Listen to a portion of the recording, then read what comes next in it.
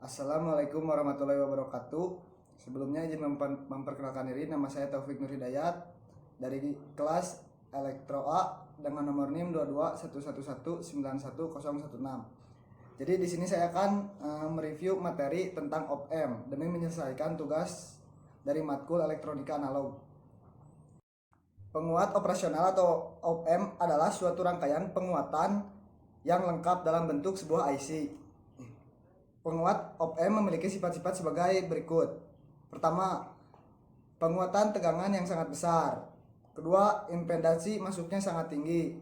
Ketiga, impedansi keluarnya rendah. Yang terakhir, karakteristik frekuensinya lebar. Nah, jadi op-amp itu kan berbentuk IC. Nah, kira-kira jadi seperti ini kurang lebih. Memiliki 8 kaki dan setiap kakinya itu memiliki fungsi masing-masing. Yang kaki pertama dan nomor 5 sebagai offset 0. Kaki 2 masukkan membalik atau inverting input. Kaki 3 masukkan tak membalik atau non-inverting input. Kaki 4 tanah atau ground. Kaki 6 keluaran atau output. Kaki 7 satu tegangan positif. Dan yang terakhir kaki 8 tak digunakan. Jadi IC op-amp sendiri memiliki beberapa jenis, di antara lain IC dengan tipe 741A, 741C, 741E, dan yang terakhir 741N. Nah, jadi dari beberapa macam tipe IC tersebut, IC op-amp yang sering digunakan adalah IC dengan tipe 741C. Dikarenakan IC tersebut lebih murah, jadi skala umumnya lebih banyak digunakan. Nah, seperti itu. Nah, terus huruf C sendiri di tipe 741C memiliki arti atau singkatan dari commercial grade. IC op-amp 741C mempunyai pengurangan loop sebesar 1 juta dan impedansi input 2 mega ohm. Dan impedansi outputnya 75 ohm dan mempunyai unity gain frekuensi sebesar 1 mega ohm. Selanjutnya ada penguat operasional ideal. Penguat operasional ideal adalah penguat diferensial ideal. Nah, selanjutnya jadi ada penguat operasional ideal. Penguat operasional ideal adalah penguat diferensial ideal. Sifat-sifat sebuah penguat operasional ideal di antara lain, pertama, penguatan tegangannya tak terhingga atau GV sama dengan tak terhingga. Terus impedansi masuknya tak terhingga, jadi arus masuknya sama dengan 0. Selanjutnya impedansi keluarnya sama dengan 0. Nah, yang terakhir karakteristik frekuensinya rata dan membentang dari frekuensi 0 hingga F sama dengan tak terhingga. Setelah penguat operasional ideal, selanjutnya ada penguat operasional praktis atau tidak ideal. Dalam prakteknya tidak ada penguat operasional yang ideal. Namun demikian, sebuah penguat operasional praktis seringkali dapat dianggap seolah-olah memiliki sifat-sifat yang ideal. Nah, sekarang saya akan menjelaskan tentang inverting op-amp. Inverting untuk konfigurasi di mana masukan positif menghasilkan negatif atau masukan negatif menghasilkan positif.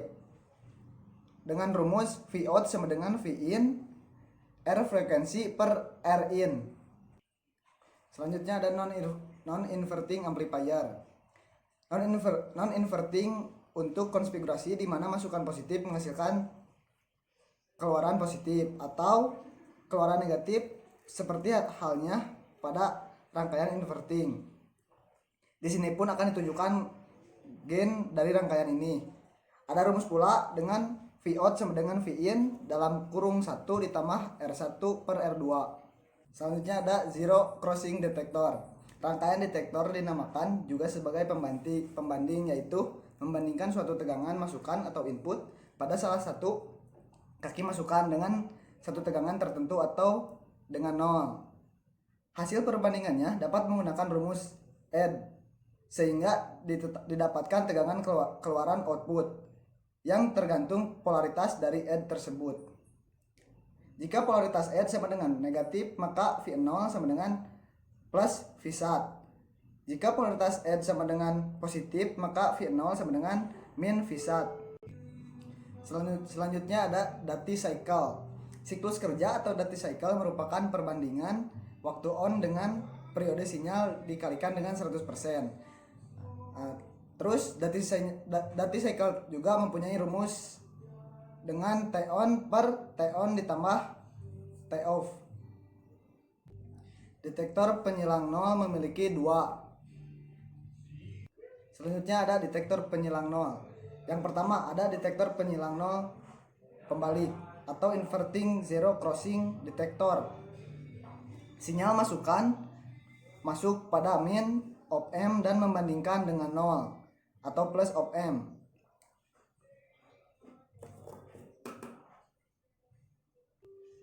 Rumus dari detektor penyilang nol pembalik ada edge sama dengan plus input dikurang min input sama dengan 0 kurang VI sama dengan min VI. Selanjutnya ada detektor penyilang nol tak pembalik atau non-inverting zero crossing detector. Sinyal masuk pada positif atau positif op M dan membandingkan dengan 0 negatif op M dengan rumus edge sama dengan plus input dikurang min input sama dengan VI min 0. Setelah detektor penyilang 0 ada detektor taraf tegangan. Detektor taraf tegangan juga memiliki beberapa jenis. Yang pertama detektor taraf membalik atau inverting voltage level detector. Sinyal masuk pada min op M dan membandingkan dengan 0 positif op M dengan rumus edge sama dengan flash input dikurang min input sama dengan V ref per VI. Detektor taraf membalik atau inverting voltage level detector. Sinyal masuk pada min op M dan membandingkan dengan 0 plus op M dengan rumus edge sama dengan flash input dikurang min input sama dengan Vref kurang VI. Lalu ada detektor taraf tak membalik atau non-inverting voltage level detector. Sinyal masuk pada min op M dan membandingkan dengan 0 plus op M dengan rumus edge sama dengan plus input dikurang min input sama dengan VI kurang Vref. Nah, lalu di sini ada latihan soal ya, diketahui V sama dengan 15 volt dan V1 kurang lebih 13 volt. Nah, pertama-tama kita harus mencari Vref dengan rumus R2 per R1 ditambah R2 dikali V.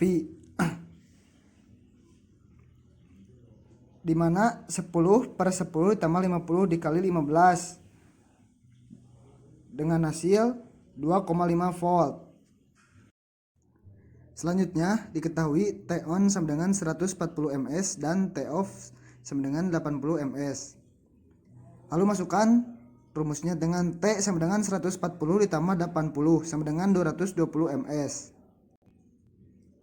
Setelah itu kita mencari rumus Dati cycle. Rumusnya yaitu T on per T dikali 100%. Masukkan nominalnya sama dengan 80 per 220 dikali 100% sama dengan 36,36%.